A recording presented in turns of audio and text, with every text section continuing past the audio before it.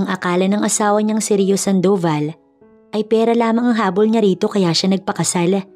Nakilala kasi si Alora bilang tagatinda ng bulaklak sa bangketa. Sa 3 taong pagsasama nila ng lalaki ay naging malamig ang naging turing sa kanya nito dahil sa iniisip nito at sa sulsol na rin ng ina ni Rio. Sa 2 taong anibersaryo nila bilang mag-asawa ay mas pinili pa ni Rio ang magtrabaho kesa ang siya'y makasama. Halos araw-araw, tinitiis niya ang masasakit na salitang ipinupukol sa kanya ng ina nito. Ngunit walang kahit na anong iginanti si Alora, kundi puro kabutihan lamang. Dahil na rin sa pagmamahal niya sa asawa, nagtiis siya kahit minamaliit siya ng ina nitong matapobre. Pero may hangganan ng pagtitiis niya. Siya mismo ang humiling na ipawalang bisa ang kasal nila na ikinatuwa naman ng ina ni Rio. Hanggang sa mga oras na yun ay pangmamaliit pa rin ang ginawa sa kanya. Ipinamukhang pera nga lang talaga ang nais niya. Ngunit ni isang sentimo, wala siyang tinanggap mula sa lalaki. Wala na rin siyang ibang pagpipilian kundi bumalik sa buhay na para talaga sa kanya. Ano kaya ang mangyayari oras na malaman ng mag-ina na isa pala siyang bilyonaryo na minamaliit ng mga ito? Gusto ko nang makipaghiwalay, Rio. Matatag na sambit ni Alora matapos mailapag sa mesa ang annulment paper. Ha? Ang lakas ng loob mong makipaghiwalay sa anak ko. Sino ka sa akala mo, ha? Isa ka lang namang tagatinda ng… Mom, please. Natigil ang bibig ng mother-in-law niya nang pigilan iyon ni Rio. Katabi lang din ito ang mami nito na akala mo'y asawa ng isang presidente kung umasta. Tumaas ang kilay ng babae at pilit na nanahimik. Lumapit si Rio sa kanya, ngunit umatras siya rito. Ayoko na. Sa ilang taong pagiging mag-asawa natin, bilang lamang sa daliri sa kamay na nakasama kita. Na ako ang mas inuna mo, na pinanigan mo, hindi ko na kaya. Pigil hiningang wika niya rito. No, hindi mo ito pwedeng gawin, Alora. Pera lang ba ang kailangan mo? Ibibigay ko. Hindi. Ni minsan, hindi ko hinangad ang pera mo, Rio. Matapang niyang saad, tumawa ang mami nito at sunod-sunod na pumalakpak. Bravo! Napakagaling mong magpanggap. Bagay na bagay kang maging artista, Alora. Nakakahiya. Nilingon ito ni Rio. Mom, can you please stop it already? Umalis ho muna kayo. Hindi ka kasali rito, Mami. What did you say? Hindi kasali? Ako ang ina mo at noon pa man sinabi ko na sa'yo na si Violet ang asawahin mo dahil ang babaeng yun ay higit sa babaeng yan. Na kay Violet ang pera, ang kabaitan, ang gusto ko sa isang daughter-in-law at ni Katiting, hindi ko nakita sa Alorang yan. Just stop and leave. Simpleng usal nito at muli siyang hinarap. Buo na ang desisyon ni Alora. Huli na ang nangyari kagabi dahil anniversary nila pero mas inuna pa nitong puntahan si Violet dahil nilalagnat daw ayon sa mami ni Rio. Ang mas nakakasakit ay binigyan siya nito ng pera para manahimik at tigilan ang pagmamaktol. Hindi pera ang kailangan niya, kundi ang asawa, ang atensyon ni Rio at ang pagmamahal nito. Ngunit anumang gawin niya, hindi pa rin niya napapawi sa isip nito na dahil lamang sa pera nito, kaya niya pinakasalan ng asawa. Sobra siyang nasasaktan dahil doon. Tama na ang 3 taon na pagtitiis para ipakitang hindi siya mukhang pera. Tama na rin ang 3 taong pangmamaliit at pang-api sa kanya ng mother-in-law niya. Alam niya naman kung saan nanggagaling ang galit nito dahil wala siyang pera. Kahit labag sa kalooban ng daddy niya, hindi niya iyon inindat nagpakasal pa rin kay Rio. Kaya nga galit na galit ang ama niya. Ang akala ni Alora ay ito ang fairy tale niya na pangarap niya na makasama si Rio. Ngunit hindi, ipinaglaban pa niya ang asawa noon sa daddy niya. Nagawa pa niyang maglayas para lang sa lalaki. Ngunit sa huli, wala rin palang kwenta ang lahat ng kanyang sakripisyo. Alora, mag-usap naman tayo. Iwinaksi niya ang kamay nitong humawak sa kanyang pulsuhan. Kinuha ang maleta at hinila iyon palabas ng kanilang bahay.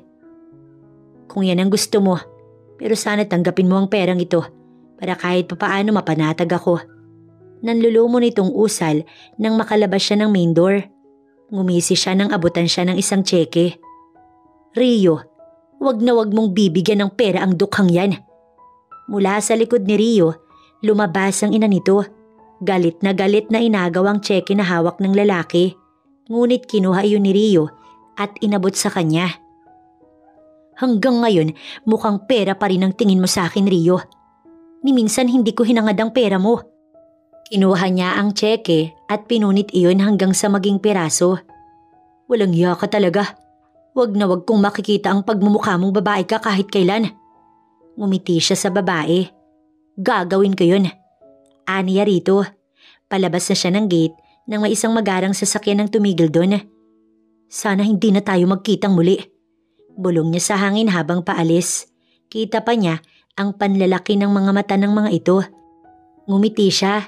Tanda na tapos na ang lahat ng sakripisyo at paghihirap na kanyang dinanas. Kamusta ate? Mukhang nabago kang ulo mo at iniwan mo na ang Sandoval na yon. Ang tagal mo rin bago nakapag-isip. Mula sa front ng kotse, nagsalita si Alonzo, her younger brother. Nilingon siya nito sa back at nginisihan halatang nangiinis. Stop it, Alon. Not now. Fine, by the way. Welcome back, ate. Miss na kita. Hindi siya umimik. Tahimik lamang at minabuting ituon sa labas ng bintana ang tanaw. 3 taon na ang nakalipas nang piliin niya si Rio kaysa sa kanyang daddy. Mahal niya kasi talaga si Rio. Akala niya ay hindi na matatapos ang pagmamahal nito. Pero iba rin ang nagagawa ng sulsul at paninira ng ina nito against her. Unti-unting nagbago ang kanyang asawa. Hanggang si Rio mismo ang nagpakita na pera lamang ang habol niya rito. Hindi siya ganun. Ipinagpalit niya si Rio sa yaman. Kaya bakit niya habulin ang pera nito kung pera ang mismong inayawan niya? Mahal niya, oo. Pero sobra-sobra na ang pangmamaliit at pangaapi ng ina nito. At ni minsan, hindi siya kinampihan ni Rio dahil mas naniniwala ito sa ina nito kaysa sa kanya. Napakasakit, ngunit ano nga ba ang magagawa niya? Pinili niya ang landas na tinahak kaya ni minsan hindi siya humingi ng tulong sa kapatid o sa ama niya dahil unang-una nag-away sila ng dad niya bago siya umalis. Kaya paano siya hihingi ng tulong kung galit ang ama at kapatid niya sa kanya? Welcome home, Ate Alora. Nagulat siya ng pagbaba ay isang bagong mansyon ang tumambad sa harapan niya. Nagulat ka ba? Ang dating mansyon ay lipas na. Ito na ang bago nating tahanan, my dear sister. Kakamangha, ngunit walang emosyong makikita sa kanya. Bumaba siya ng sasakyan at tuloy-tuloy sa loob ng mansyong yun. Ang maleta niya ay dala ng kanilang driver. Welcome home, Miss Alora. Hindi na siya bago ron. Ang magyuko ng ulo ang 8 mga kasambahay, papasok niya ng main door. Dad? Pagpasok ay ang Daddy Arman niya ang unang nakita sa sala. Nakangiti ito habang naghihintay sa kanyang paglapit. You're finally home, anak. Doon na pumatak ang kanyang mga luha. Daddy, hagulgol ang tanging nagawa niya nang maramdaman ang bisig at yakap ng kanyang daddy. Doon lang niya naramdaman ang tunay na kapayapaan. Ang ama niya na kahit ano man ang nagawa niyang kasalanan, handa siyang tanggapin anumang oras. Sorry po, Dad. Paghaplos sa likod, ang tanging ganti nito. It's alright, my princess. Sa lamyos ng tinig nito, ramdam niyang hindi na talaga ito galit sa kanya. Tara sa dining para makapagtanghalian na tayo. I know na gutom ka na. Ipinahanda ko lahat ng pagkaing paborito mo, anak. Akay siya ng ama niya patungo sa dining area. Nakasunod lang din si Alonzo sa likuran nila at ang lahat ng kasambahay hindi magkanda o gaga sa pag-aayos ng mesa. Sit down. Anito sa kanya. Salamat po, Dad. Ang sweet hamang una niyang sinandok. Ni hindi siya kumuha ng kanin at agad yung nilantakan. Ngunit hindi pa nga yata nakakaabot sa sikmura niya, ay mabilis na tinakbo ni Alora ang lababo sa kusina dahil sa kakaibang amoy ng ulam na iyon. Parang sunog na bawang na hindi niya maintindihan. Sunod-sunod na ibinuhos ang ilang pirasong karning nakain. Alora, are you okay, anak? Natigilan siya at nanginginig ang mga kamay kasabay ng pagbagsak ng kanyang mga luha. Hindi kaya't buntis siya? Miss Alora, heto na po ang gatas po ninyo. Mula sa labas ng pintuan ay tumambad si Manang Ading. Salamat, Manang. Kinuha niya iyon. Akala niya ay lumabas na ang may edad na kasambahay, ngunit pumasok pala ito sa kwarto. Miss, mukhang buntis po kayo. Nagulat siya rito, wala pa kasi siyang inaamin kahit na ano sa ama o sa kapatid niya. Paano niyo po nasabi? Anya sa babae. Lumalaki ang balakang mo at pati ang bewang mo. Ganyan talaga iyan. Naging kumadrona kasi ako noong kabataan ko pa. Malalim ang buntong hiningang pinakawalan niya. O humanang, buntis po ako, pero hindi ko ho alam kung ilang buwan na. Kailan ka huling dinatnan? Nag-isip muna siya bago sumagot. Last 2 months na manang. Patak-patak lang ba ang huling regla mo? Oho, ibig sabihin nun ay buntis ka na ng sumunod na buwan. 1 month na ang katumbas nun. At ngayong buwan, 2 months na ang katumbas nun. Ibig sabihin ay 2 buwan ka ng buntis, Miss Alora. Hindi niya alam kung matutuwa ba o hindi dahil wala na sila ni Rio. Pangarap pa naman nilang magkabibi noon pa. Ngunit ngayon ay wala na siyang kasabay mangarap. Siya na lang mag-isa ngayon kasama ng baby sa kanyang sinapupunan. Ngunit kahit wala na siyang asawa, itutuloy niya ang pagbubuntis niya. Kahit siya na lang ang tatayong ama at ina ng kanyang anak. Nang sumunod na araw, maaga pa siyang umalis. Kailangan kasi niya ng bagong mga gamit for herself. Kasama niya si Alonzo. Nagpasama din kasi siya para sa check-up. Si Alonzo ang unang nakaalam na siya ay nagdadalang tao. Kaya nga halos tumalon ito sa galak dahil magkakapamangkin na raw ito. Bago sa mall ay check-up ang kanyang inuna. Tsaka lang sila dumiretso sa mall matapos sa doktor. Tama nga si Manang Ading dahil 2 months and 1 week na siyang buntis. Ang butik na pinuntahan nila ay yun din ang malimit nilang puntahan noon ni Alonzo. Hindi biro ang mga presyo ng mga dress at mga gamit doon, pero matibay naman talaga. Isa pa, ayaw niya sa iba dahil naroon na halos lahat ng hinahanap. Mapabag, accessories, sandals at lahat na. Ate, mauna ka na sa loob. May pupuntahan lang ako saglit. Nandiyan naman si Virgo para bantayan ka kung sakali. Ani Alonzo. Sige, maikling sagot niya. Susunod sana ang tauhan sa kanya ng kanyang pigilan. Sa labas ka na lang Virgo, kaya ko na dito. Aniya, kaya tumango ang bodyguard niya at lumabas na lamang. Pagpasok pa lamang, namanghana agad siya dahil karamihan sa mga dresses ay talagang paborito niya ang kulay ng mga iyon, ang disenyo at ang style nun. Abala sa pagpili si Alora nang may pumasok din mula sa pintuan ng lugar. At dahil iilan lang ang mga customers, kaya nakita siya agad habang nagsusukat ng damit ng kanyang biyanang hilaw. Kasama nito si Violet na gustong-gusto nitong maging daughter-in-law. Look who's here. Natawa ito kaya tumingin din maging si Violet. Wow, nandito ka sa pangmayamang bilihan, Alora. Baka naman hindi mo kayanin ang presyo ng tinda dito. Wika ni Violet. You're right, Iha. Sambit naman ni Margie na ina ni Rio. Miss, anong ginagawa ng babaeng ito rito? Bakit ito nakapasok rito? Tinawag nito ang isa sa mga sales assistant. Yes, ma'am. Anito sa kalapit na babae. Labasin niyo ang dugyot na ito rito dahil kahit siguro tali ng buhok hindi niya kayang bayaran. Ngumiti lang siya at tinalikuran ng mga ito. Hoy, ano pang hinihintay mo? Baka magnakaw yan dito. Ani Margie nang makitang siya'y tumalikod. Tinignan siya ng babaeng nagtatrabaho doon. Ma'am, hindi po pwede. Miss Alora is our black card holder po. Namilog ang mga mata ng dalawang babae. What? Paano nagka-black card yan? Nagbebenta lang yan ng bulaklak sa bangketa. I know that gold digger. So well, kaya palayasin nyo na yan dito kung hindi kami yung aalis. Nayuko ang babae.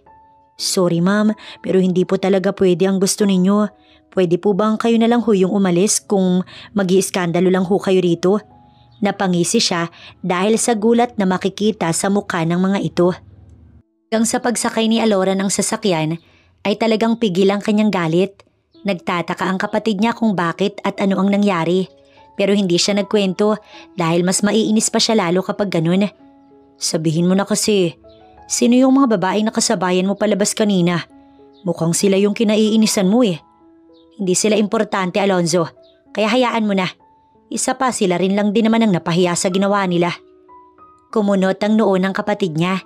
dahil hindi nito alam ang detalye ng bawat nangyari at ayaw na rin naman niyang magkwento kaya tumahimik na rin ito. Dapat pala kasama mo lagi si Virgo para may tagasapak ka. Oras na magkasalubong kayo ng mga iyon. Kibit balikat lang ang naisagot niya, tsaka siya tumingin sa labas ng bintana. Ngayong buntis siya, iiwasan niyang maging stress at mag-isip ng kung ano-ano. Ang sabi kasi ng doktor niya kanina, kailangan niyang maging masaya at walang inaalala para maging malusog ang kanyang baby. Gagawin niya yun alang-alang sa kanyang anak. Natapat ang pagtigil ng sasakyan sa fruit stand sa gilid ng bangketa. Nakita niya na may mga manggang tinda kaya bumaba siya. Sinundan siya ni Alonzo na nagtataka kung bakit siya bumaba. Magkano ho dito, manang? Tukoy niya sa manggang hilaw. 50 lang ho ang 1 kilo, ma'am. Pero sa hinog ay 80 ho ang kilo. Nakangiti nitong sagot. Hilaw lang ho ang akin, manang. Tsaka ho singkamas na 1 kilo at mangustin ho na 1 kilo din. Nang mabayaran ng lahat ay si Alonzo ang kumuha at nagbitbit ng ilang supot ng prutas. Kaya mo bang ubusin to? Ani to na nagtataka. Siguro. Aniya, tsaka siya nito inakay patungo sa kotse sa unahan. Ngunit nagtaka siya sa sasakyang tumigil sa bandang likuran ng kanilang sasakyan. Pamilyar iyon, kaya't medyo kinabahan siya. Hindi niya alam kung bakit pero parang kinakabahan talaga siya. Binuksan ni Alonzo ang pinto para siya'y makapasok nang sakto ring may lumabas sa kotse sa kanilang likuran at tama nga ang kanyang hinala. Si Rio ang lumabas mula roon. Kaya ba? Kaya ba nakipaghiwalay dahil sa bagong lalaking kinahuhumalingan mo, ha? Tell me, Alora, mas mayaman ba siya sa akin kaya mo ko ipinagpalit sa lalaking yan? Nagitla siya sa narinig. Gago ka pala eh. Aloni, stop. Hinila niya ng madali ang braso ng kapatid niya nang akmang susugurin nito si Rio. Sa akin mo binubunton lahat ng kasalanan pero ikaw pala itong nagloko. Kung sana dati nalaman ko lang ng maaga, hindi na sana ako nagpakasal sa'yo. Nagsisisi ako kung bakit minahal pa kita. Talaga ba, Rio? Minahal mo ko? Minahal mo nga ba ako? Dahil kung minahal mo ko, sa akin ka maniniwala. Ako ang inuuna mo higit kanino man. Ako ang priority mo. Ngunit hindi. Ang ina mo at ang Violet na kababata mo yung binibigyan mo ng halaga. Kaya wag mo sa aking sasabihin na niloko kita dahil walang ganun. Kalmado pa rin siya kahit sobra ang galit na nararamdaman niya. Tara na, Alora. Wika ng kapatid niya. Lumapit si Rio ngunit si Virgo ang siyang humarang dito. Sa tangkad at laki ng katawan, siguradong isang sampal lang nito kay Rio. Tatalsik na ito sa gilid ng bangketa. Hanggang dyan na lang po kayo, sir. Narinig niya pa iyon bago isinara ni Alonzo ang pintuan. Kita niya ang sobrang galit sa mukha ni Rio. Ngunit kahit sumabog pa ito sa inis, wala siyang aaminin. Dahil unang-una, wala siyang ginawang kasalanan. Bigyan mo lang ako ng go signal, ate. Ako ang kakastigo sa ex mo na yon. Inis na usal ng kapatid niya. Hindi siya sumagot dahil para kasing nagdadalawang isip siya. Pakiramdam niya ay kay sarap yakapin ni Rio. Lalo na nang malanghap niya ang pamilyar na pabango nito. Parang gusto niyang bumalik at ito yakapin. Ewan ba niya, masyado na talaga siyang nagiging weird nitong mga nakaraang araw. Oo nga dahil buntis siya kaya ganun, pero ang maisip ni yayakapin at amuyin ng ex niya, napakawalang kwenta naman ang pumapasok sa kanyang isipan. Hanggang makauwi ay si Rio ang kanyang iniisip. Hindi niya alam kung dahil ba sa inis o para saan ang pag-iisip niyang yun. Miss Alora, Sir Alonzo, mabuti po at dumating na ho kayo. Hingal na tumigil ang isa sa kasambahay sa harapan nilang dalawa ni Alonzo. Nagtaka siya rito. Why? May nangyari ba? Miss Alora, ang daddy po ninyo isinugod sa hospital.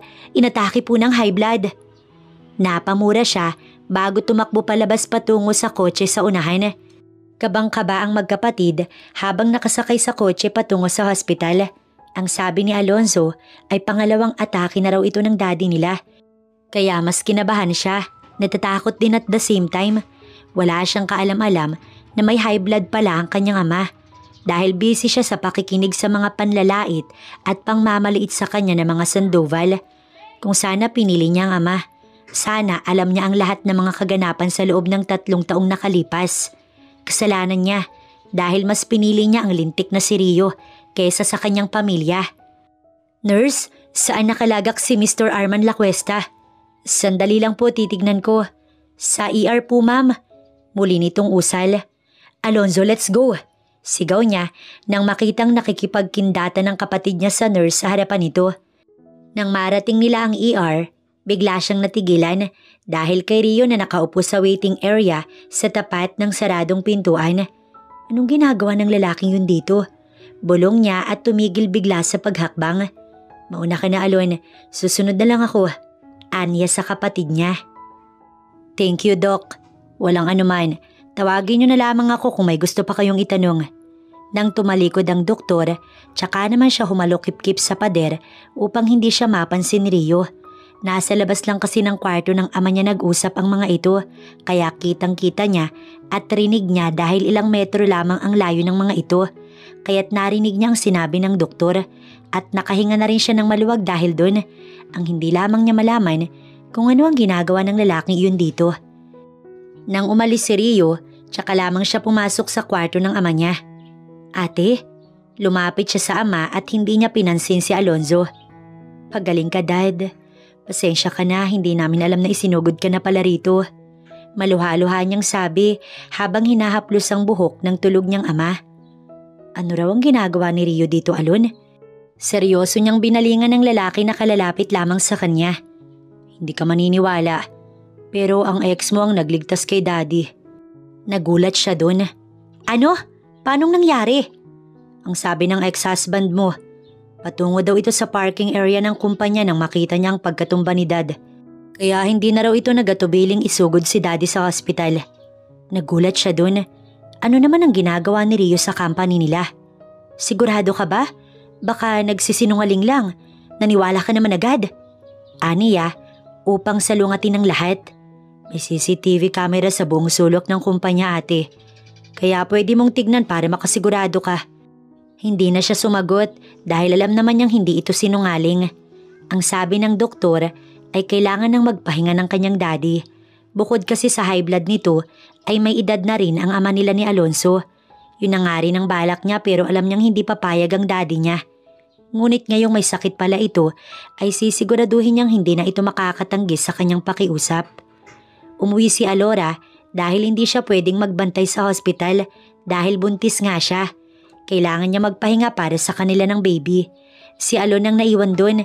Pinadalhan na lang niya kay Manang Ading ng gamit at kung ano pa ang kailangan nito. Nang makauwi ng hapon, doon lamang niya nilantakan ng mga prutas na binili niya kaninang umaga. Halos maubos pa nga niya ang mangga dahil sa sobrang sarap nun, lalo na at may kasamang bagoong na maraming sili. Miss Alora, baka ho sumakit ang tiyan nyo dyan, hindi pa ho kayo kumakain ng kanin. Ayos lang humanang, kahit hindi na ho ako mag-dinner nito. Ngiti-ngiti niyang wika habang patuloy sa pagsubo. Ngayon lang siya napanatag ng ganito na walang sasaway sa'yo kapag nakaupo ka, kapag kumain ka or kahit ang matulog ka kahit sandali. Ang hirap ng naging buhay niya. Bukod kasi sa malamig ang trato sa kanya ni Rio noon, ay dumagdag pa ang ina nito na halos makitira na sa bahay nila dahil halos araw-araw ay naroon ito. At kung makita ka lang na nanonood ng TV or kahit maupo man lang, halos hindi na matapos ang sermon nito. Kesyo batugan, kesyo hindi marunong gumawa ng gawaing bahay. Inaasa sa kasambahay ang lahat. Kung sino daw ang walang ambag, siya pa daw ang malakas kung gumamit ng mga appliances. Hindi talaga maganda ang magkaroon ng biyenan na matapobre. Gayong kung hindi lamang sa tulong niya, hindi magiging CEO ang anak nito. Kung hindi siya nagpatulong sa tito niya na may-ari ng pinagtatrabahuhan nito, baka department head pa rin ito hanggang ngayon. Pero dahil hindi siya kagaya ng iba, hindi niya nasisiraan si Rio sa kanyang tito. Hahayaan na lamang niya. Total ay minahal naman niya ito. Kahit na may pag-aalangan sa kanya kung si Rio ba ay totoong minahal siya. Sunod-sunod na pagduduwalang bumungad sa kanya ng umaga nang siya ay magising. Kadalasan ay ganito talaga lalo na tuwing gigising siya sa umaga at walang ibang humahaplos sa likod niya kundi si Manang Ading. Parang nakasanayan na nga rin ito kaya nga kagigising pa lang niya, papasok na ng silid niya ang may edad na babae. May dala pa itong maligamgam na tubig na nakalagay sa baso para sa kanya. Salamat, Manang. Dapat talaga kasama mo yung asawa mo sa ganitong sitwasyon, Miss Alora.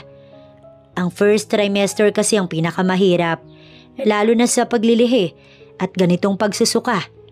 Nagmumog siya ng tubig, tsaka ininom ang maligamgam na tubig na dala ni Manang. Ayaw niya nang magkomento pa tungkol doon dahil alam naman niyang wala ring patutunguhan. Ilang ang kanya mga kinakain, bukod roon, panay din ang hingi niya ng kung ano-ano. Pero may isa talaga siyang hindi pwedeng gawin, ang maamoy siriyo't mayakap upang mapawi ang kakaibang pakiramdam niyang yun. Sa tingin niya ay isa siriyo sa pinaglilihian niya. Ayaw talaga niyang aminin sa sarili dahil bakit pa, hindi naman mangyayari ang kanyang nais.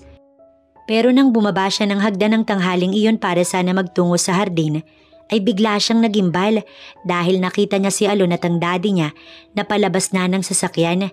Ang kagulat-gulat pa ay kung bakit kasama ng dalawa si Rio. Bumalik siya sa taas upang hindi makita ni Rio ang kanyang presensya. Dali-dali siyang nagtungo sa kwarto para itago ang sarili. Nakabukas ang pinto kaya naririnig pa rin niya ang usapan kahit hindi halos maintindihan. Pigil na pigil niya ang sarili. Pilit kinokontrol ang pagnanasang mayakap ang ex-husband niya. Dahil hindi iyon pwede, baka kung ano pang isipin nito. Hey ate! Napigil ang paghakbang ni Alora palabas ng main door nang tawagin siya ni Alon. Isang malalim na buntong hininga ang pinakawalan niya matapos makitang kakalabas lang ng gate ang sasakyan ni Rio.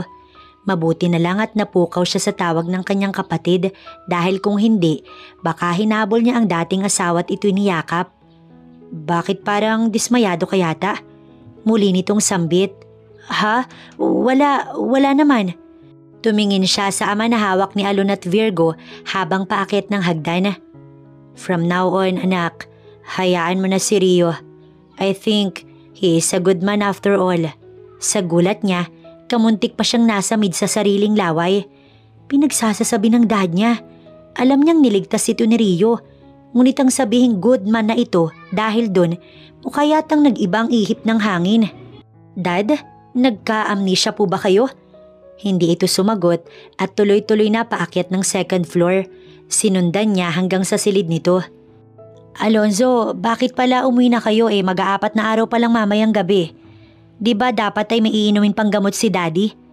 Hindi ito sumagot at sa ama na lamang ito bumaling.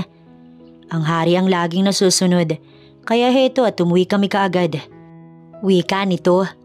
Masyadong nakakatamad sa hospital. Wala akong ibang ginagawa kundi mahiga. Parang naghihintay na lang ng kamatayan ko. Isa pa, may nurse naman na ipapadala ang hospital dito, Alora. Kaya don't worry too much to this young man. Natawa siya maging si Alon ay napailing na lang. Yes, Dad, young man ka pa nga. Kaya kung gusto mong manatiling young man sa isip, sumunod ka sa mga anak mo. Ang tigas kasi ng ulo niyo Sinabi na nga sa yung laging mag-iingat sa kinakain. Tapos hindi naman kayo nakikinig. Kaya ayan, ni hindi niyo man lang sinabi sa akin ay natake ka na pala noon. Parang hindi ako anak Ate, baka pwedeng kapag maayos na si Dad, tsaka mo yan i-confess. Inayos niya ang pagkakahiga nito at natahimik na lamang. Nakalimutan niyang kakagaling pa lang pala ng ama niya sa hospital. Nadala lang naman siya. Parang pati yata emosyon niya hindi na rin niya kayang kontrolin. Ang mood swing ay parang kidlat lang na bigla na lang magbabago ng ganun kabilis. Ang hirap pala talaga ng nagbubuntis. Lumabas ang tauhan maging si Alon. Siya ang nagbukas ng bintana at ang kurtina. Hinawi din niya para makapasok ang hangin. Request din kasi ng hari. Anak, wala na bang pag-asa na magkabalikan kayo ni Rio? Napalingon siyang bigla sa kanyang ama. Halatang seryoso ito sa tanong na yun. Dad, ano ho bang klaseng tanong yan? Di ba nga dati ayaw na ayaw mo sa kanya? Nag-away pa tayo dahil mas pinili ko siya. Tapos ngayong hiwalay na kami, magtatanong kayo ng ganyan. Hindi ko naman kasi kilala ang ugali ng asawa mo. Alam mo naman ako, hindi naman ako mapili. Pero kasi basta-basta ka na lang nagpakasal noon ang hindi ko nalalaman anak. Kaya syempre masama ang loob ko dahil ama mo ko. Tila nanlumo itong bigla sa tono ng boses. Sige na ho dad, pahinga na ho kayo para mabilis kayong lumakas at gumaling. Pag-iiba niya ng topic. Wala pa siyang sinasabi sa ama na buntis siya. Paano pa kaya kapag nalaman ito? Palabas na siya ng silid nito nang magsalita muli ang kanyang daddy. Siya nga pala, Alora. Sinabi ko sa board last week na ikaw ang papalit sa akin bilang CEO. Bukas ka ipakikilala ni Alonzo, kaya maghanda ka. Nabigla siya. Bakit siya? Dapat si Alon. Pero Dad, no questioned aloud. At ang vice mo si Rio. Kapalit iyon sa pagtulong niya sa akin. Nanlaki ang kanyang mata. Ano ho? Sa lakas ng tinig niya, nagulat din ang ama niya. Ay double the price para sumama siya. Pero Daddy, bakit naman? I said no questioned aloud. Anito tsaka ito tumagilid.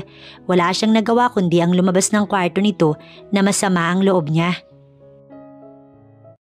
Hindi sila nagsabay ni Alonzo pagpasok ng company dahil ito pa kasi ang nag-asikaso ng dalawang nurse para sa kanilang ama. Private nurse na ang ipinakuha niya para walang problema. Kapag kasi walang nurse, sigurado siyang hindi na naman iinom ng gamot ang kanyang daddy. Sa tigas ng ulo nun, puro oo lang yun, tapos hindi naman sumusunod. Mabuti kung may nurse at may nagre-remind at sa oras din ang pag-inom ng gamot nito. Bago ka ba dito?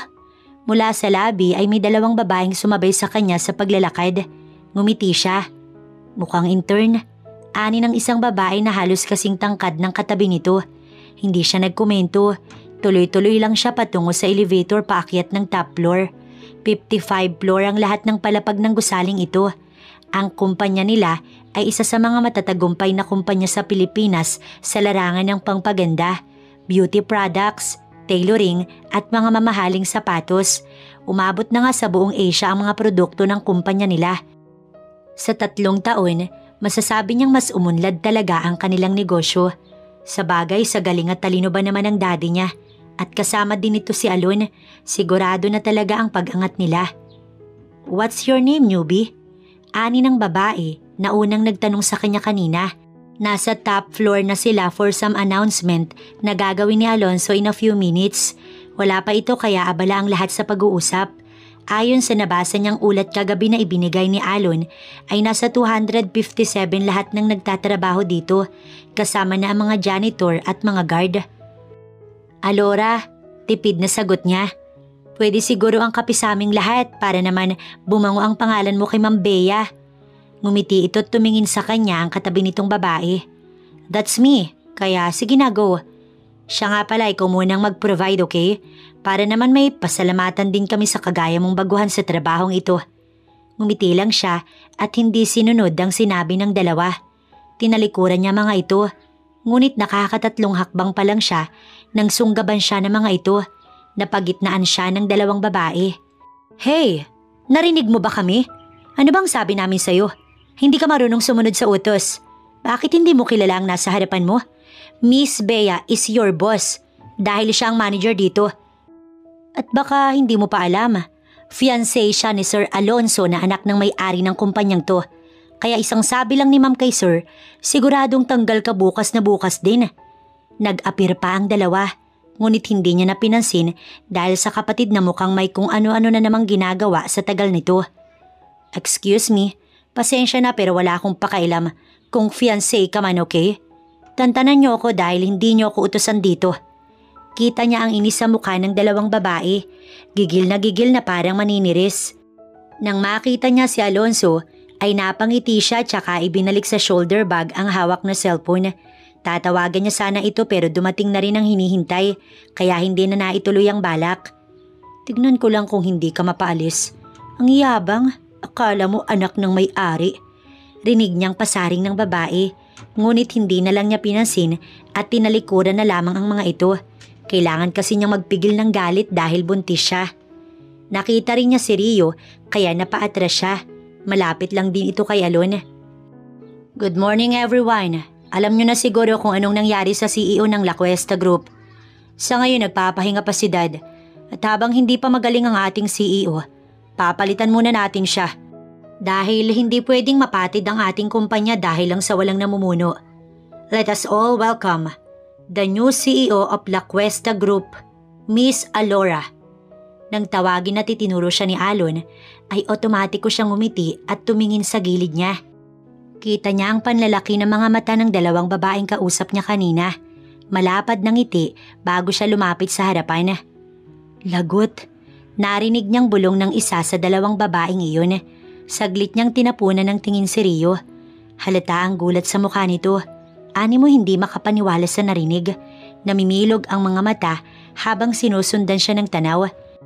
Sinabi niya kay Alon kagabi na wag nitong sasabihin ang kanyang apelyido at tatawaging ate nito dahil may mga gusto siyang gawin upang maiganti ang sarili sa lalaking hindi siya binigyan ng halaga.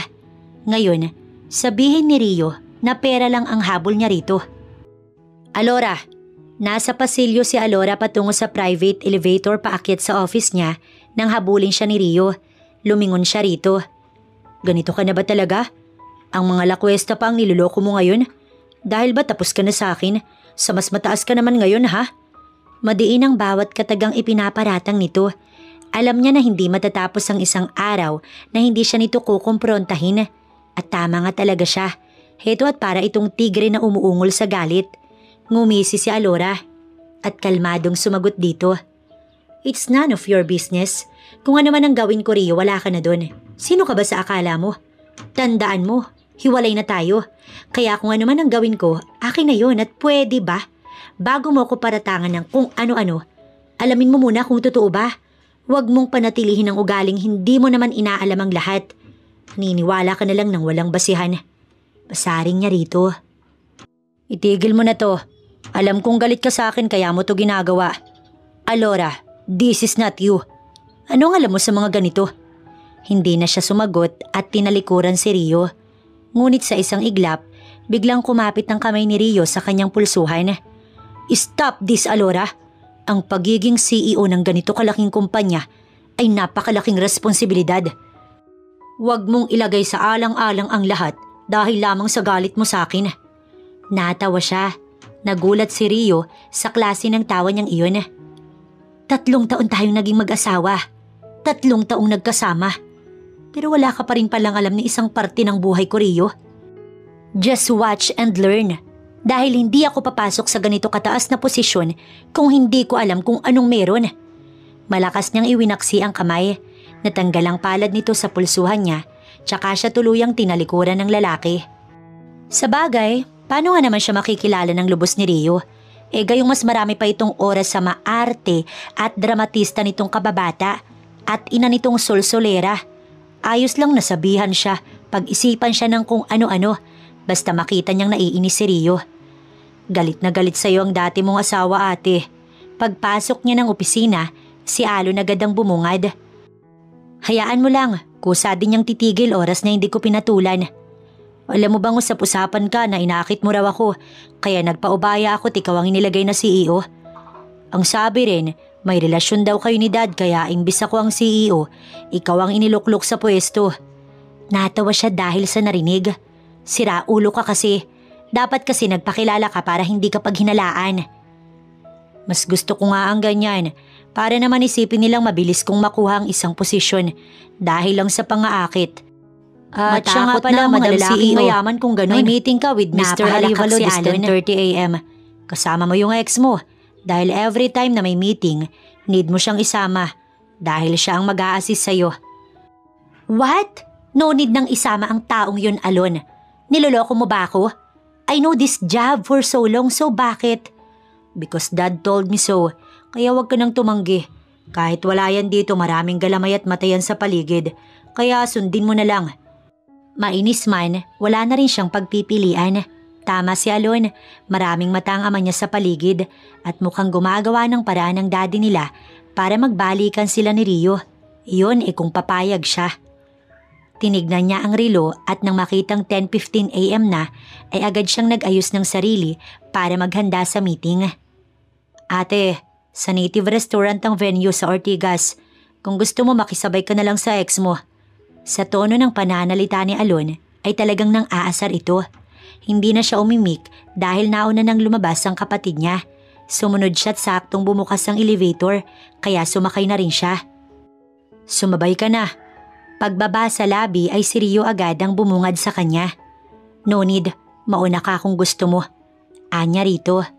Please Alora, nasa trabaho tayo. Ang personal matter ay wag mong isasama sa trabaho. dahil malaki ang magiging epekto nun sa performance mo. Hindi na siya sumagot dahil mukhang tumama rin ito sa unang pagkakataon. Si Rio ang nag-drive at alam din naman ito kung saan ang meeting place. Malapit lang din kaya ilang minuto ay naroon na rin sila. Wala pa ang mga clients kaya nag-order muna ito ng kape. Alam niyang mahilig talaga sa kape ang taong ito. Eto na po yung order niyo, ma'am, sir. Isang kape, slice of cake na may lemonade na kasama ang in-order nito para sa kanya. Strawberry ang flavor ng cake na alam nitong paborito niya. Hindi siya umimik at tinikman agad ang cake. Ngunit hindi pa nakakalapit sa bibig niya. Biglang nagrambol yata ang kanyang sikmura. Bigla siyang tumayo. Alora, what happened? Hindi niya ito sinagot. Lumapit siya sa waitress at nagtanong kung nasaan ang CR. Tinuro naman iyon ng babae. Kaya mabilis na siyang tumakbo patungo roon. Ang hindi napansin ni Alora, tumayo rin si Rio para siya ay sundan. Matapos ayusin ni Alora ang sarili, lumabas na siya ng banyo. Bakit kasi ngayon pa siya naduwal? Dapat kanina pang umaga. Kung saan namang nasa trabaho siya doon ito mangyayari. Are you alright? Nagulat siyang napatingin sa gilid ng pintuan ng banyo. Nakasandig ito sa pader at mukhang hinihintay siya nito. Tila bumilis ang kabog ng puso niya dahil sa nerbiyos nang magsalita ito. Ayos lang, may nakain lang siguro akong hindi gusto ng panlasa ko, kaya ganun. Tsaka ito tinalikuran. Nakain? Kailan ka pa nagsuka sa strawberry cake, Alora? Ayaw na niyang masumaba pa ang usapan, kaya kahit gusto man itong sagutin ito, ay mas minabuti niya ng tumahimik. Pagdating nila sa mesang inuuko pa, bumunga doon ang 3 kliyente na kanilang kamiting. Isang babae, isang ginang na nasa 50s na siguro, at isang lalaki. Mukhang kaedad lang ito ni Rio. Nagkasalubong ang tingin nila. Ngumiti naman ito. Good morning, ladies and gentlemen. Pasensya na kung medyo nahuli kami ng 5 segundo. May problema lang ang aking, CEO, Miss Alora. Sambit ni Rio. Isa-isang nagpakilala ang kanilang mga kamiting. At sunod-sunod rin na nakipagkamay sa kanya at kay Rio.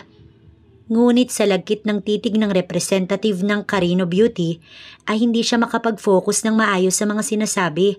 Alam niyang nahalata iyon ni Rio dahil nang sandaling pasadahan niya ito ay halos magdugtong ang kilay nito. Hindi rin mapoknat ang masamang tingin nito sa lalaki, lalo na nang magbiro itong kung pwede ba ito na lang daw ang personal na kumausap sa kanya sa iba pang mga kailangan niyang malaman. Hanggang sa natapos ang meeting, talagang seryoso lang si Rio. Katabi siya nito sa upuan kaharap ang mga kliyente. Stop wearing that kind of dress next time. Baka hindi mo napapansin.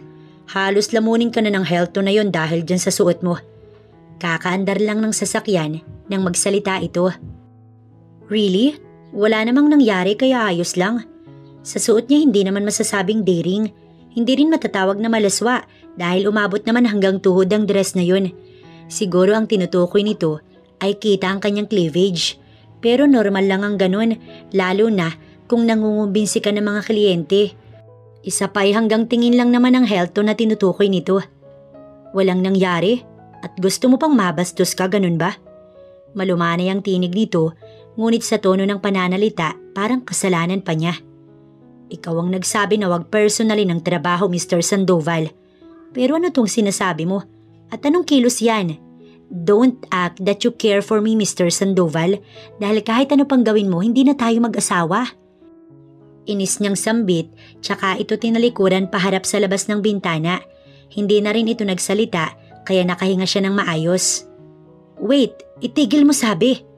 Doon lang siya tinignan ni Rio at iginilid ang sasakyan sa tabi at saka ito itinigil. Why? Tanong ng lalaki. Ang layo na tuloy natin, ibalik mo doon. Aniya sa isang shop sa unahan, siguro ay nasa 10 metro sa kanilang kinaroroonan. Ano ba yun? Basta ibalik mo ang kotse doon sa shop, sa dried fruit doon sa unahan. What? Maraming ganyan sa tapat ng kumpanya, right? At nagmamadali tayo. Anong oras na? Muli nitong pinaandar ang sasakyan. Ibalik mo sabi doon ko gustong bumili. Ano bang masama doon? Ibalik mo. Galit niyang usal. Okay, huwag ka lang sumigaw, naririnig kita. Magkatabi lang tayo. So stubborn. What? Narinig niya iyon kahit pabulong lang. So stubborn na ako ngayon. Itigil mo ang sasakyan. Buliyaw niya rito. What about now, Alora? Are you serious about this? Anito na halatang gulong-gulo sa nangyayari. Itigil mo sabi. Muling sambit niya. Tumulo bigla ang luha niya at nang tumigil ang kotse, mabilis na siyang lumabas ng sasakyan. Hey, where are you going? Pati si Rio ay lumabas na rin ng kotse, tsaka siya nito sinundan. Umalis ka na nga dun. Ba't ka ba sumunod dito? Marunong ako mag-compute kaya umalis ka na.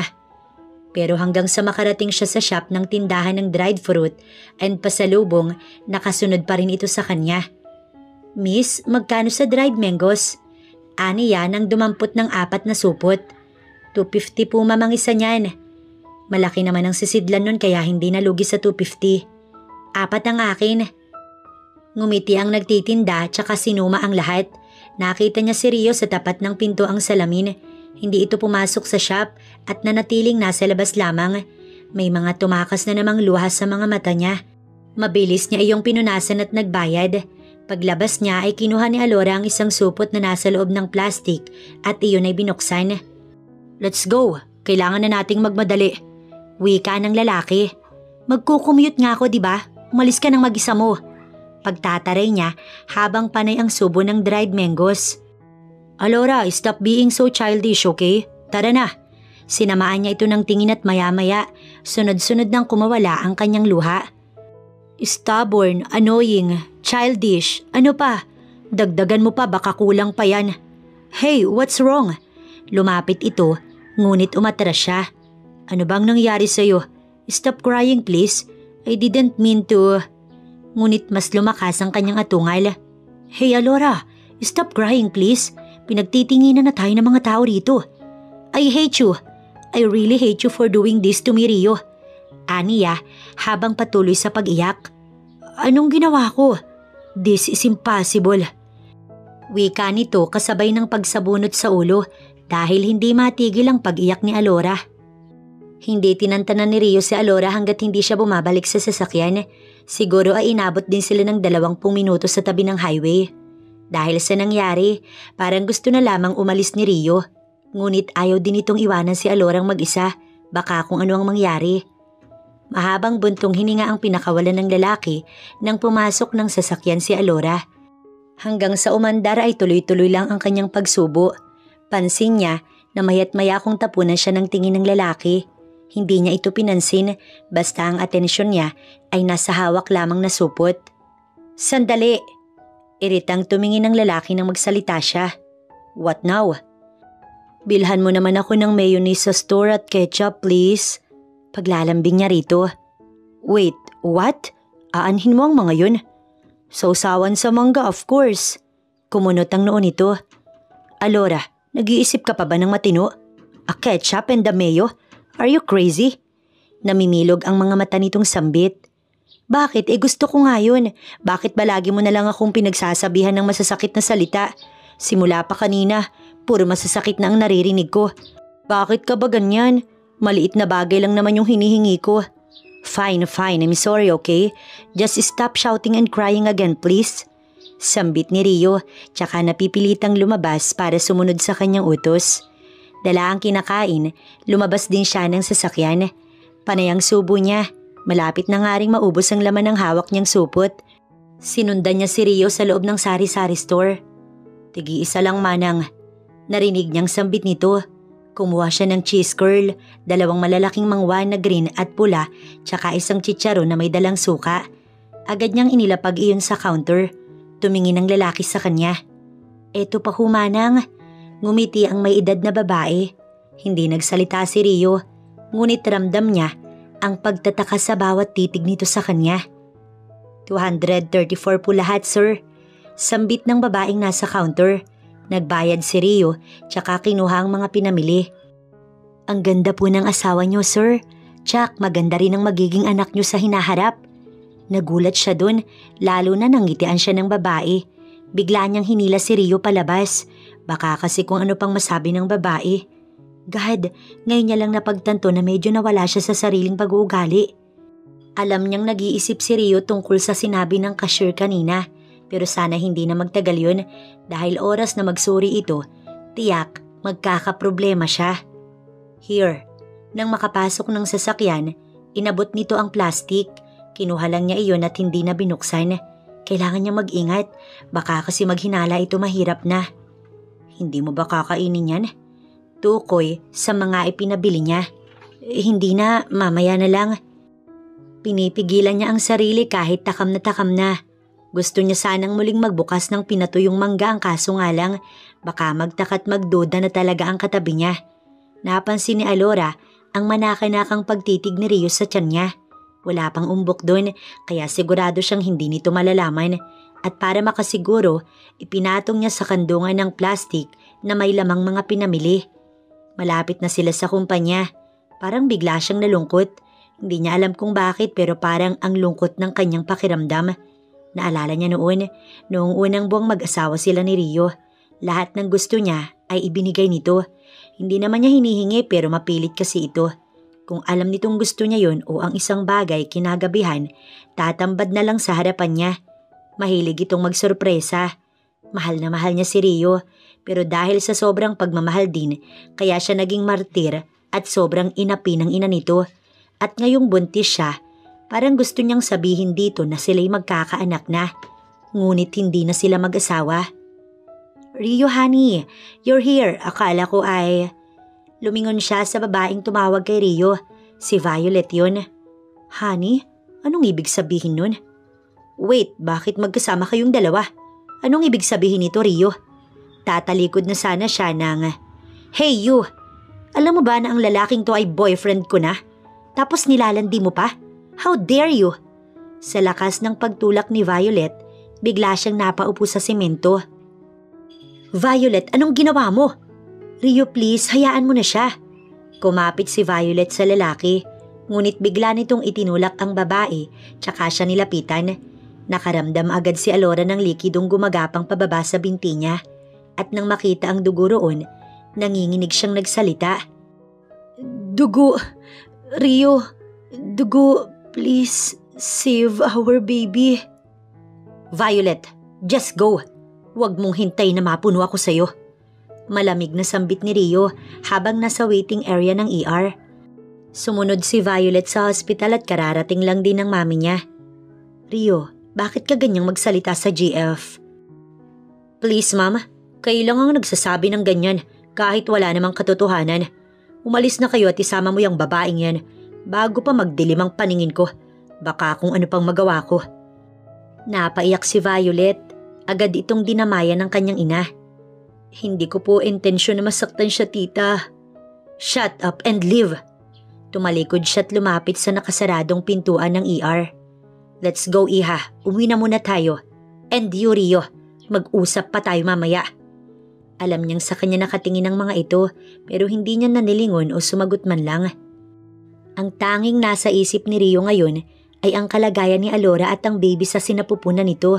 Sa mga narinig niya kanina bago pa man ito nawala ng malay, ay anak nila ang baby. Hindi niya alam kung matutuwa, malulungkot, maaawa o mae-excite siya. Ang pakiramdam niya ngayon ay naghahalo-halo ang emosyong iyon sa loob niya. Isa pa, hindi rin siya sigurado kung sa kanya ba iyon o kay Alonzo. Naikuyom niya ang kamao sa galit. Kasalanan niya itong lahat. Mr. Sandoval, si Alora. Lumingon siya at si Alonzo yun. Parang biglang nag-init ang tenga niya dahil kung hindi siya nagkakamali, ay ito ngayon ang karelasyon ni Alora. Bumalik siya sa upuan. Nasa loob pa rin siya. Malamig niyang sagot dito. Why? What happened to her? Parang walang laman ang pananalita nito. Animoy pahapiyaw ang pag-aalala sa tinig nito. Ni hindi niya maramdaman o sadyang sobra-sobra lamang ang pag-aalala niya para sa asawa. Oo, mag-asawa pa rin naman sila ni Alora. Since that day na inilapag nito ang annulment paper sa mesa at sinabing pirmahan niya, hindi siya pumirma dahil walang napakalaking dahilan para maghiwalay sila ni Alora. Gusto niyang maayos ang lahat sa kanila dahil alam niya na may kasalanan din siya. Kaya nga pinipilit niyang isaayos sa mga bagay-bagay para hindi na muling maulit ang noon. Itinulak siya ni Violet at hindi ko siya nasalo agad. Kaya nangyari ito sa kanya. Nang lingunin niya ang katabi, ay bigla nitong naikuyom ang kamao. Nang tignan niya ang mukha nito, Purong galit ang makikita doon. Violet Crimson? Madiin itong tanong. Oo siya nga. Anya rito. Please stay here for a while. May aayusin lang ako saglit. Nagulat siya doon. Nasa ER ang GF mo tapos iiwan mo siya. Anong klase kang lalaki? Ngunit sa narinig, nag-igting ang bagang niya. Napatayo siya kasabay ng bulyaw na yon. Tinignan siya nito. Hindi mo pa talaga alam, no? Alora is my sister, kaya imposible ang sinasabi mo, Mr. Sandoval. Seryosong wika nito na sobrang ikinagulat niya. What? Oo, totoo ang narinig mo. Being her brother, ay gagawin ko lahat para sa kanya na hindi mo ginawa. Ni hindi mo binigyan ng halaga ang pagmamahal ng ate ko sa'yo. Parang umieko ang bawat salita nito sa pandinig niya. Paulit-ulit ang katagang her brother na parang musika sa kanyang tenga. Ngayon ay panalangin mo na sana'y walang mangyari sa mag-ina mo. Dahil oras na napahamak isa man sa kanila, hindi ko alam kung anong magagawa ako sa'yo. Anito tsaka ito tumalikod. Ngayon lang tumimo sa isipan niya. Ang mga pag-aalangan ay biglang nabigyan ng tamang paliwanag. Sa kanya ang batang ipinagbubuntis ni Alora dahil siya ang huli nitong nakarelasyon. Kanina ay nagdadalawang isip pa siya ngunit ngayon buo na ang tsorya sa kanyang isipan. Sa kanya ang baby na ipinagbubuntis ng kanyang asawa. Sir, ikaw ba ang asawa ng pasyente? Agad na lumingon si Rio. Nang makita ang doktor na palapit sa kanya, lumapit din siya rito. Yes, Doc. I am her husband. Kamusta ang wife ko at ang aking anak? Safe ba sila? Sunod-sunod na tanong niya. The mother is safe, but the baby is... Tila nabingi siya sa huling katagang sinabi ng doktor. The babies are under observation. Masyadong mahina ang kapit at kung hindi naagapan agad, baka silang tatlo ay nahulog lahat. Nanginginig ang mga kamay niya sa narinig. Gulat siya na parang nakakita ng multo. From now on, kailangan mong ingatan ng asawa mo, sir. Dahil lang magbuntis ng triplet sa hindi madali. Isa nga lang ay napakahirap na, tatlo pa kaya. Tumango siya. Kahit hindi halos maintindihan ang sinabi nito, hindi sa doktor ang atensyon niya, kundi sa asawa at mga anak nila. Maya-maya ay ililipat na siya sa private room na kinuha niyo. Pwede mo na rin siyang puntahan anytime. Thank you so much, Doc. Ngumiti ito matapos niyang kamayan. Congratulations, isang anakan lang, tatlo agad. Biro pa nito, napangiti siya. Kahit sa loob, kinakabahan siya. Sobrang kaba at kasiyahan dahil sa narinig mula sa doktor. Marahang iminulat ni Alora ang mga mata. Tahimik ang buong paligid. Tanging tunog ng aircon ang naririnig niya. Una niyang ginalaw ang mga binti, kasunod ang mga kamay. Dahan-dahan ang paggalaw. Nang walang maramdaman sa mga bahaging iyon, ay katawan ng sinunod niyang igalaw. Mukhang maayos naman siya. Tuluyan niyang iminulat ang mga mata. Puting kisa may agad ang bumungad sa paningin niya. Kasunod ay ang dextrose sa kaliwang bahagi ng kamay niya na nakakabit iyon sa braso. Upo na sana si Alora nang maramdamang may tao sa gilid. Sa hugis ng ulo, likod at buhok, nakilala niya ang taong iyon. Nakadantay ang ulo nito sa mismong braso nito na nakapatong sa gilid ng kama. Ngayon palang tumimo sa isipan niya ang nangyari kanina. Dahil kay Violet, kaya siya narito sa hospital. At ang maalala ang lahat ng sinabi nito ay napawi ang ngiti at kaunting pag-asa sa kanyang puso. Mali siya. May GF na pala si Rio. Gumalaw ang ulo ng lalaki kaya muli siyang pumikit upang magkunwaring natutulog. I'm sorry, Alora. Alam kong may kasalanan ako sa'yo at alam kong marami. I'm really sorry for all of that. Narinig niyang bulong ng lalaki.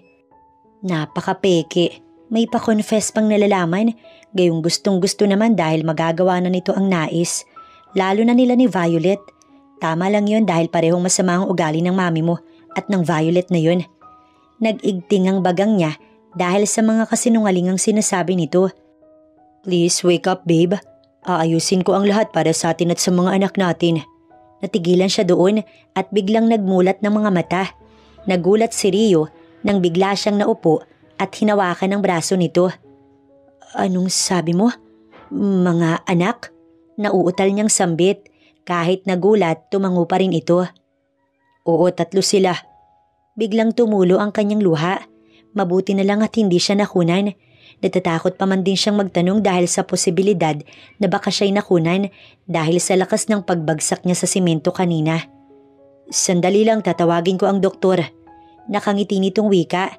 Bago pa man nakalabas si Rio, bumungad din sa kakabukas na pintuan ang mami nito. Son, bakit kasama mo ang babaeng yan ha? Ni hindi ka umuwi para kay Violet. Inuna mo pa ang… Why are you here, ma'am? Malumanin itong tanong sa ina. Sinusundo kita. Lubayan mo yung anak ko, Alora. Hindi kayo bagay.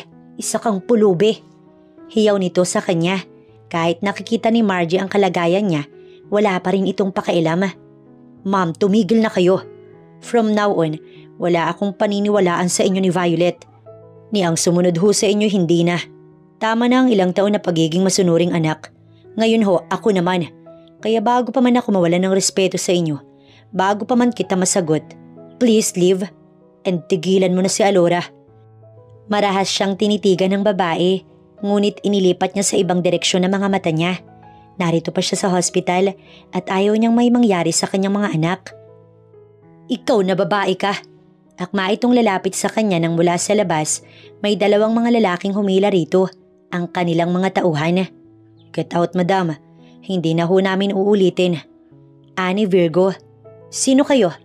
Anong karapatan ninyong kalad ka rin ako palabas? Mga tauhan mo ba ang mga ito, Rio? Umiling ang lalaki bago ito bumalik sa tabi niya. Sino kayo? Kanino kayo nagtatrabaho? Sa akin, Margie, sa akin sila nagtatrabaho. At inutusan ko silang kalad ka rin ka palabas dahil malayo pa lang. Rinig ko na ang ingay mo mula sa loob ng kwarto ng anak ko. Namilog ang mata ng ginang. Mr. Arman, CEO, sir? Bakit po kayo nandito? Nandito? Hindi mo ba narinig? Sa anak ko ako pupunta. At ang tinutukoy ko ay si Alora, my oldest daughter. What? Anak niyo ang…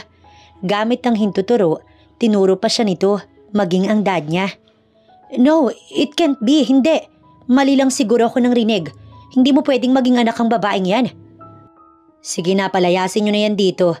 At ayoko makikitang umaaligid dyan sa paligid, Virgo. Yes, sir. Sagot ng tauhan bago hinawakan ng mga tauhan nila ang babae sa magkabilang braso at hinila sa pasilyo palabas ng hospital. Ano ba, Rio, son? Help me here. Hindi to pwedeng ganito na lang. Hindi to pwedeng ganito na lang. Sir Arman, sir, please. I begging you, hindi ko… Rio, anak, tulungan mo ako. Ngunit walang ginawa si Rio, kundi ang hayaan na lamang ang ina nito. Hindi.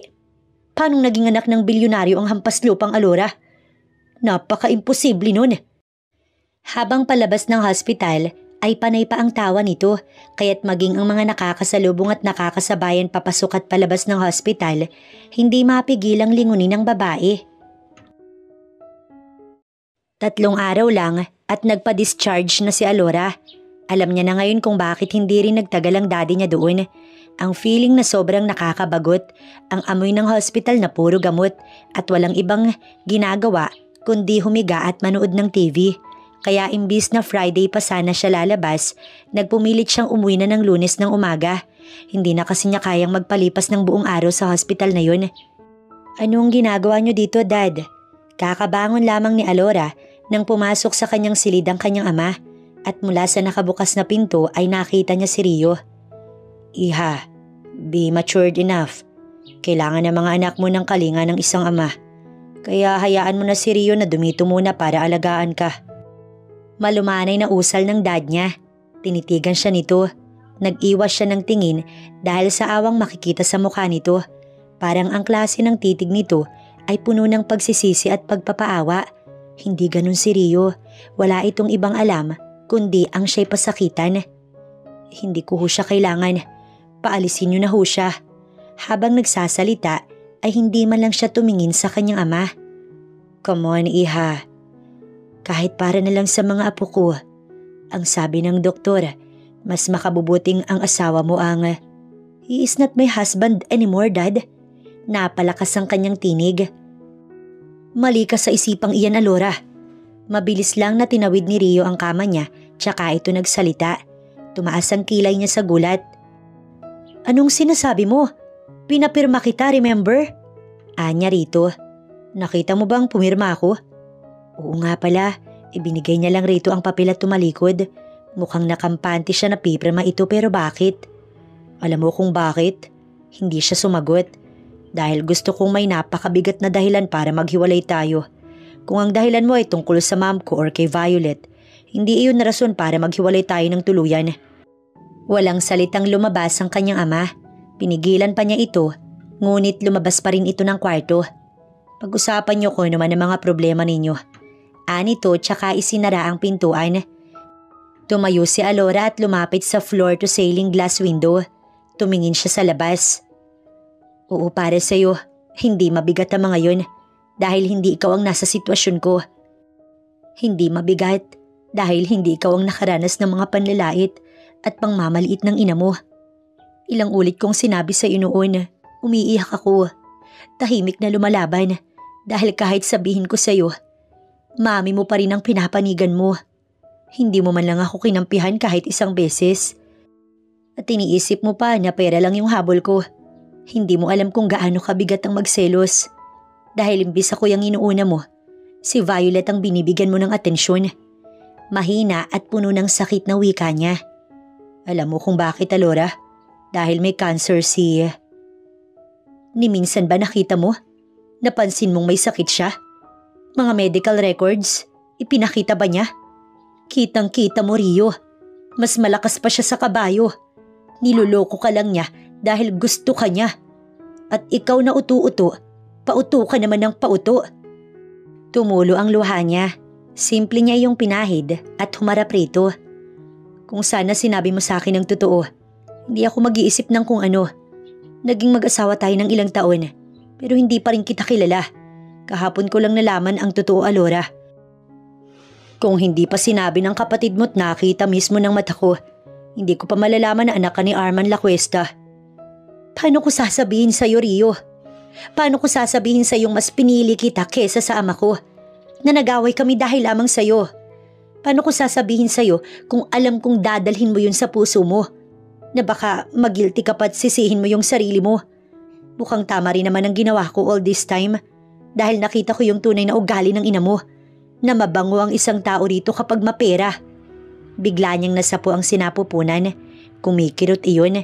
Dinamayan agad siya ni Rio. Bitiwan mo ko. Please, Alora, wag nang matigas ang ulo mo. Kahit para na lang sa mga anak natin. Malumani nitong sambit. Wala siyang nagawa kundi ang hayaan niya si Rio na siya'y alagaan. Ang sabi ng doktor, kailangan niyang magpahinga. Kaya hindi na muna siya pumasok. Si Alon ang pumalit para masiguro ng ama at kapatid niya na magiging maayos ang lahat sa kanya. Ang saya ng daddy niya nang malamang tatlo ang magiging apo nito at parang naging isa siyang prinsesa sa isang iglap lamang. Kaya niya naman pero laging may nakaalalay sa kanya. Kulang na nga lang pati sa paglalakad at pagkain niya, may tagabuhat at tagasubo siya. Bedrest siya ng 2 araw at panay din ang inom niya ng gamot na pangpakapit. May vitamins din at gatas na para sa buntis na siyang iinumin niya. Pinipilit na lamang niya kahit parang hindi niya kaya. Sa bawat araw, unti-unting lumalaki ang tiyan niya. Si Rio ang nakaalalay sa kanya araw-araw. Ang mga trabaho nito ay dinadala na lamang sa mansyon para doon na lamang gawin upang mabantayan daw siya. Mag-4 na buwan na ang tiyan niya at halatang halata na yun. Tuwing umaga hanggang hapon ay narito sa mansyon si Rio. Kinagabihan ay uuwi na ito at sa tuwing uuwi ito, napapaiyak na lamang siya na hindi niya maintindihan kung bakit. Nasa kwarto siya nang mga sandaling magpaalam si Rio. Ang mga gamot mo wag mong kalilimutan, okay? Huwag kang magpupuyat. Tumunog ang cellphone nito kaya hindi natapos ang sinasabi. Yes, hello? Sa harapan niya nang sagutin nito ang tawag, narinig niya ang paghikbi sa kabilang linya. Naka-loudspeak kasi ang phone nito. What's wrong? Ani Rio sa malamig na tinig. Rio, please, puntahan mo ko sa bahay. Natatakot ako. Wala akong mapuntahan. Ang daddy ko, dinakip ng mga pulis. Ang bahay namin, Rio, hinatak ng bangko. Wala akong mapuntahan, please. I need you here, please. Nag-igting ang bagang niya nang marinig ang tinig ni Violet. Nagulat ito nang bigla niyang hablutin ang cellphone sa kamay nito at siya ang sumagot. Sad to hear that pero pasensya na ha. Hindi ako nagpapahiram ng asawa. Hindi siya makakapunta dyan. Nandito siya sa akin at dito siya matutulog. Aniya, tsaka ay binagsak ang cellphone ni Rio sa sahig ng napakalakas. Gulat na gulat ito. Magsasalita pa sana si Rio ng kanyang unahan. Kung gusto mong patawarin kita, simulan mo na ngayon. Dahil hanggat may babae kang kausap, hindi kita patatawarin. Itong tandaan mo, kasalanan mo kaya nasagad ang pasensya ko, Rio. At wala akong pakialam kahit kababata mo pa si Violet. Kung pupunta ka, pumili ka na ngayon din. Si Violet o ako. At oras na pinili mo siya, huwag mo nga asahang may babalikan ka pa. Isinusumpa ako. Luluha ka ng dugo kapag pinili mo si Violet kaysa sa akin at sa mga anak ko. Aniya, bago niya ito tinalikuran. Good. Narinig pa niya ang katagang iyon bago ibinaba ang tawag. Sino yun? Tanong niya. Naupo ito sa sofa tsaka siya sinagot. Wala. Anito sa kanya. May alam ka ba sa pagkabankrupt ng mga Crimson? Seryosong tanong niya. Kinuha ni Alon ng basong may lamang juice tsaka iyon ininom. Yeah, sisihin ni Mr. Crimson ang anak niya. Kung hindi kanya tinulak di sana may kumpanya pa sila. Sabi na kilalang kilala niya si Alonso. Kung mabait siya, kabaliktaran ng kapatid niya. Makulit ito kung sa kanya at sa dad niya. Pero kung sa mga taong nagkasala rito, gagapang sa lupa ang lahat ng kakalaban sa kapatid niya. Sa talino at abilidad, hinding-hindi niya ito matatalo. Matapos ng pag-uusap, nagpaalam na si Alon. May meeting pa daw kasi ito. Alon, si Rio. Kumunot ang noon ito. Wala ba dito? Wala. Nung huli siyang pumunta dito, noong isang araw pa. Baka makita mo siya sa company. Sabihin mo namang dalawin ako. Matamlay niyang usal. Nag-away ba kayo? Seryoso nitong tanong. Medyo na oo. Sige, titignan ko. Tumalikod ito. Teka, bakit hindi mo tawagan? Wala akong number niya. Nakakabaliw naman kayong mag-asawa. Sige, isisend ko sa'yo mamaya, then tawagan mo na lang, okay? Tumango siya at pinagmasdan ng kapatid habang patungo sa kotse nito sa garahe. 2 araw na nang huli silang magkausap ni Rio at namimiss niya na ang taong yun. Nasa na kaya yun? Baka nagtampo o baka nagalit kasi winasak niya ang cellphone nito. Parang mababaliw siya sa kakaisip kung ano nga bang nangyari sa lalaking yun. Paakyat na si Alora ng hagdan nang may mag-text sa kanya. Agad niyang tinignan kung sino. Si Alon at number siguro ni Rio ang nasa text message na iyon. Mabilis na siyang umakyat at pumasok sa silid niya. Tsaka siya kumuha ng papel at ballpen para isulat ang numero. Tsaka ayun tinawagan. Nakatatlong ring na ngunit hindi man lang sinasagot. Kinakabahan siya. Pati ang palad ay parang nanginginig na din sa nerbiyos na hindi niya maintindihan kung bakit siya nagkakaganon. Yes, hello? Natigilan si Alora nang marinig ang baritonong tinig sa kabilang linya. Hello, sino to? Anito nang hindi marinig ang kausap. Rio? Alora, why? May nangyari ba? Sabihin mo anong nangyari. Aligaga nitong usal. Bigla siyang naluha. Ewan ba niya? Basta sa tuwing nag-aalala ito't nagiging aligaga ang tinig, hindi niya maiwasang maluha. Siguro, namimiss lang niya ang pag-aalala nito sa kanya. Nasaan ka? Nauutal niyang tanong. Nasa opisina, marami kasi akong trabaho. Pwede bang dumaan ka dito mamaya paglabas mo dyan? Nahihiya niyang sabi. Of course, I will. Sorry, Art. Ngunit bago pa man ito natapos sa mga sasabihin, bigla na lamang niyang pinatay ang tawag. Para kasing sasabog ang puso niya. Gusto niya itong yakapin, halikan at haplusin ang mukha ni Rio.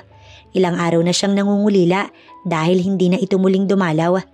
Parang bata siyang napahagulgol. Pero nang may kumatok sa pintuan, otomatiko niyang pinahid ang mga luha at tumayo para pagbuksan ng nasa labas. Miss Alora, kumain na po kayo para... Natigilan si Manang. Umiiyak ho ba kayo? Nag-aalala nitong tanong. Manang, namimiss ko ho kasi si Rio. Nahihiya niyang wika rito. Ngumiti ang may edad na babae. Anong gusto mong gawin ko, miss? Saglit siyang natahimik at nang may maisip, tsaka siya nagsalita. Manang, pwede ho bang ipagluto niyo ho si Rio ng lunch mamaya? Oho, pwede, bakit ho? Dadalhin ko sana sa kanya. Mahina niyang usal. Sige po, miss. Doon lamang nagliwanag ang kanyang mga mata. Tumayo siya ng may sigla at sumunod kay Manang. Bulalo, pritong manok at chop suey ang niluto ni Manang. Siya na rin ang nagayos ng mga lunchbox at naglagay ng mga yun sa paper bag. Sinamahan siya ni Virgo at isa pa sa mga tauhan ng kanyang daddy. Dahil ayaw naman kasi siyang payagan ni Manang kung walang kasamang bodyguard.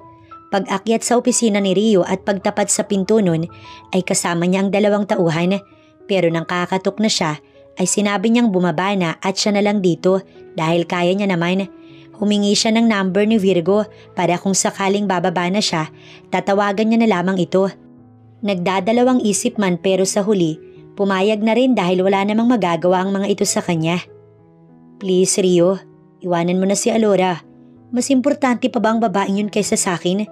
Isa pa, alam mo na may sakit ako, hindi ba? Konti na lang ang panahon ko, Rio. Ako muna yung unahin mo. Alam mo namang mahal na mahal kita, di ba? At isa pa, may sakit si Tita Margie. Hindi ka ba naaawa sa mami mo? Nasa hospital siya because of that woman. Na-depress ang mami mo dahil sa babaeng yun. Kaya bakit mo siya pinipili kaysa sa amin ng mami mo? Bubuksan na sana niya ang pinto nang marinig ang pag-uusap sa loob ng kwarto. Dahan-dahan niyang itinulak ang pintuan para marinig niya ng maayos ang usapan. She is my wife at buntis ang asawa ko, Violet. At siya ang pinipili ko higit kanino man. Nagkasala na ako sa kanya minsan at hindi ko na muling uulitin yun. Dapat nga ikaw ang sisihin ko dahil sa mga kasinungalingan mo. Wait, what? Anong sinasabi mo? Nakausap ko ang daddy mo at wala kang sakit, kaya tigilan mo ko, Violet. Ang maniwala sa iyong muli ay isang katangahan. At si Mama, don't worry about her. Malakas yun at may nagbabantay sa kanya kahit wala ako. Hindi niya makita ang mukha ni Violet dahil ito'y nakatalikod. Now, lumayas ka. Dahil hindi kita mahal at kahit kailan, hindi mangyayari na piliin kita. Ang asawa ko, siya ang mahal ko at ang ina ng mga anak namin. Kaya lumayas ka bago pa magdilim ang paningin ko sa iyo, Violet. Napakatigas ng puso mo, Rio. I hate you. I hate you so much.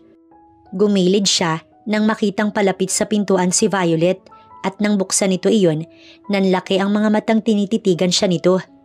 Ikaw, kasalanan mo tong lahat. Itinaas nito ang kamay. Saktong sasampalin siya nang ibato niya ang dalang paper bag sa babae. Ouch! Ang kamay ko! Sigaw nito nang matapunan ito ng sabaw sa kamay hanggang braso. Hindi nakasara ng maayos ang lunchbox kaya siguro nagkaganon. Napakawalang yamong babae ka. Do it, subukan mo. Nang hindi ka makalabas ng buhay sa kumpanyang ito, Miss Crimson. Mula sa likuran niya, bumungad si Alonso at sa nakabukas na pinto ay lumabas din si Rio. Agad siyang hinila ng mahina ng lalaki nang makita ang nangyayari. Ikaw? Ikaw ang may kagagawan kung bakit nalugi ang kumpanya namin. Singhal nito't hawak ang napasong braso at kamay. Ngumisi si Alonso. At pupulutin ka sa kulungan, oras na hindi ka pa tumigil, Violet. Anito, tsaka ito hinila ni Alonso palayo sa lugar. Aray, ang kamay ko, ano ba?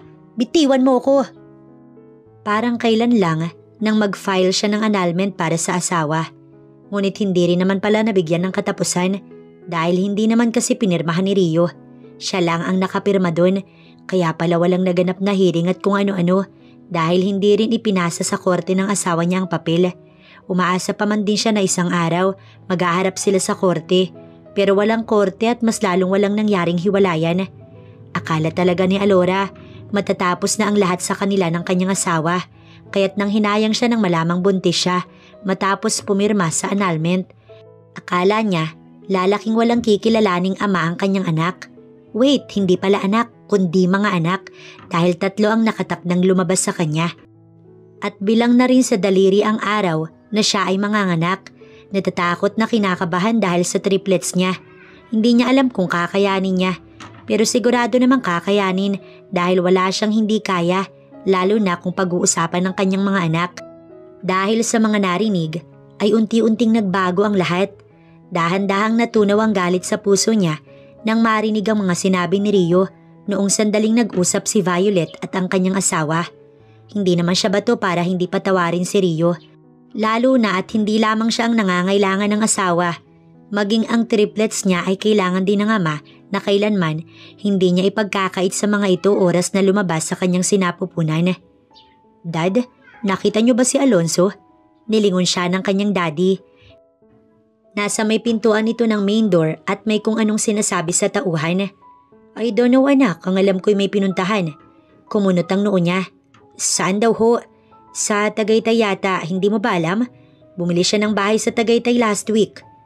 Ano? Aanhin naman niya. Natawa ang kanyang daddy. Hindi ko ba alam sa kapatid mong yan? Ang narinig ko mag-aasawa na daw. Yun kung hindi ako niloloko. Anito, tsaka tuluyang naglakad patungong garahe.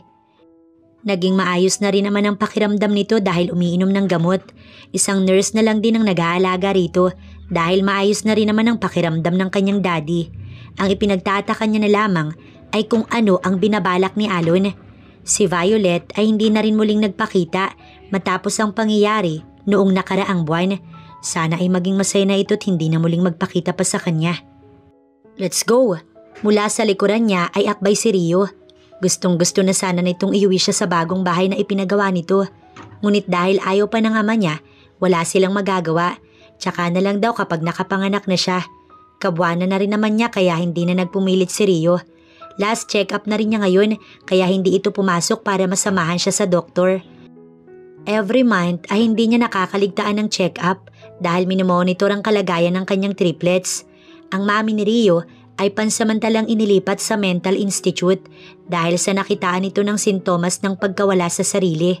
In the meantime, doon muna ito para maalagaan at maibigay ang proper medication para rito. Hindi niya alam kung bakit nabaliw si Margie. Siguro dahil hindi nito matanggap na isa siyang anak ng bilyonaryo. Siguro ay nagsisi din at dahil nagrambol ang lahat sa isip nito, kaya natuliling. Nalulungkot siya dahil sa mga taong kagaya ni Margie. Kung sino lang kasi ang alam nitong mayaman, yun lang din ang pakikitunguhan nito ng maayos. At kung wala kang pera, itsapwera ka sa kanya. May mga ganito sa totoong buhay. Hiling ni Alora na sana gumaling na ito. At sana makatulong ang gamutan nito para magbago ang ugali ng ina ni Rio. Rio, what happened? Nilingon niya ang asawa ng seryosong tumitig rito ang doktora. May sinasabi ito matapos siyang isailalim sa IE. Kita niyang tumango si Rio at sumeryoso ang mukha nito. Miss, hindi na po kayo pwedeng umuwi. Nagulat siya doon. Wag kang kabahan. Kumalma ka lang, Mrs. Okay? Nang mapansin ng doktorang nagulat siya, pilit siyang pinakalma. Bakit, Dok? Aniya rito. Isang inhale at exhale ang pinagawa sa kanya bago siya sinagot ng doktora. Kumapit din siya sa kamay ni Rio. Tinignan siya nito at ngumiti. Alam niyang pilit iyon at sa lamig ng kamay nito, alam niyang kinakabahan din ito. 2 cm na kaya kailangan ka ng ma-confine, Mrs. Mas kinabahan siya doon. Hindi naman kasi sumasakit ang tiyan niya. Panay galaw lamang ng mga baby. Huwag ka na ring umuwi, sir. Kailangan ka ng asawa mo ngayon. Tawagan mo na lang ang mga tao sa inyo para ipadala ang mga gamit ng mother at ng babies ninyo. Tumingin ito sa kanya. Mrs., be brave, okay? Tumango siya rito, kaya sinimulan ng ibaba siya sa hospital bed at inilipat sa wheelchair upang idiretso sa delivery room. Kumuha na rin ng kwarto si Rio para sa kanya. At habang hindi pa niya oras sa panganganak, doon muna siya kasama si Rio. Maya't maya kung pumasok ang doktor niya para i-check ang kanyang puwerta. Rio, mahabang inhale-exhale ang pinakawalan niya. Rio, manganganak na yata ako. Tawagin mo na si Doc, bilis. Aligagang sambit niya, ngunit ayaw naman niya itong bitiwan. Please, dito ka lang babe, please. Parang sa nakikita niya, hindi rin alam ng lalaki ang gagawin. Manganganak na talaga ako, babe. Sige, tatawagin ko ang... No, stay here please. Doc, manganganak na po ang asawa ko. Dahil sa hindi malaman ni Rio ang gagawin, ay pilit siyang lumapit sa pinto. Binuksan iyon at sumigaw sa labas dahil ayaw din kasi itong bitiwan ni Alora. Doc, ang asawa ko, kailangan ko siya, Doc. Maging si Rio ay pumasok na rin sa delivery room at habang nanganganak si Alora, naroon ito sa ulunan ng babae. Kitang-kita kung paano ilabas ni Alora ang 3 mga baby. Minuto lang ang pagitan ng mga ito at ang unay segundo lang. Sumunod ay segundo pa rin at ang huli ay 1 minuto yata. 3 lalaki ang anak nila. The Sandoval triplets. Maluha-luha siyang nagpasalamat sa asawa. I love you. Rest now, babe. Tugon ni Rio, tsaka siya dinampian ng masuyong halik sa labi.